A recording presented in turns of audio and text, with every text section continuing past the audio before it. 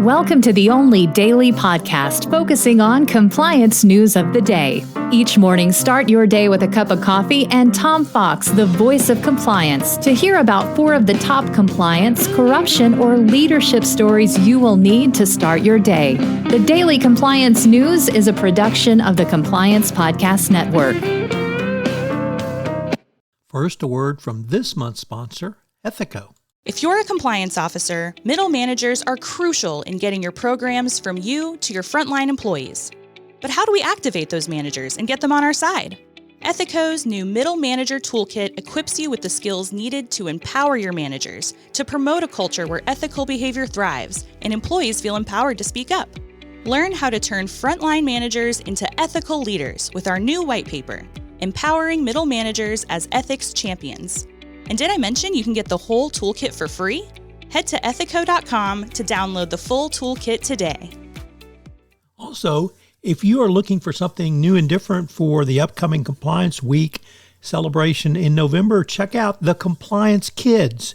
It's my 3-book children's series on compliance and compliance professionals for children.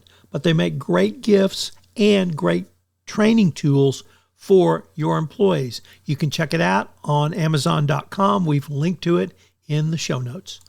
The Daily Compliance News for September 30, 2024, the This Is My Law Firm edition. And we begin with that story from the Wall Street Journal, where Donald Trump plans to eviscerate the Justice Department and only have lawyers who are personally loyal to him and do what he wants.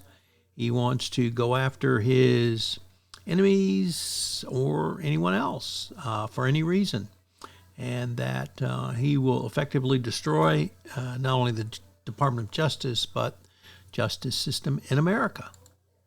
Next up from the Wall Street Journal, Risk and Compliance Journal, Richard Vandeford reporting that California plans for corporate carbon accounting pushes forward.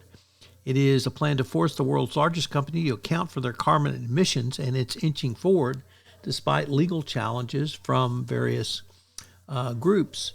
Environmental groups, of course, have cheered this effort, while corporations are fighting the opposition, and it's going to see what California does. Tim Brown has called for tighter cybersecurity laws.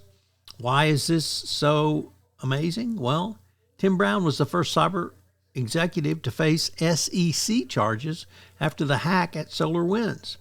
And SEC's attempt to hold him personally liable has made a call for global regulators to pass tougher cybersecurity laws.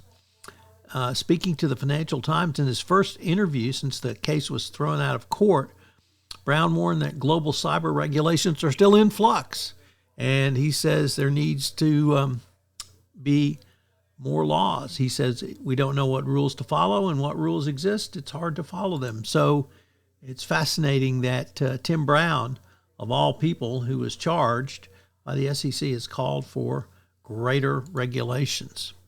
And our final story comes to us from Reuters. The long saga of Citgo has taken another turn as an affiliate of Elliott Investment Management was named the presumptive winner of a court auction in the parent auction for Citgo, putting up $7.2 billion for the Venezuelan-owned company.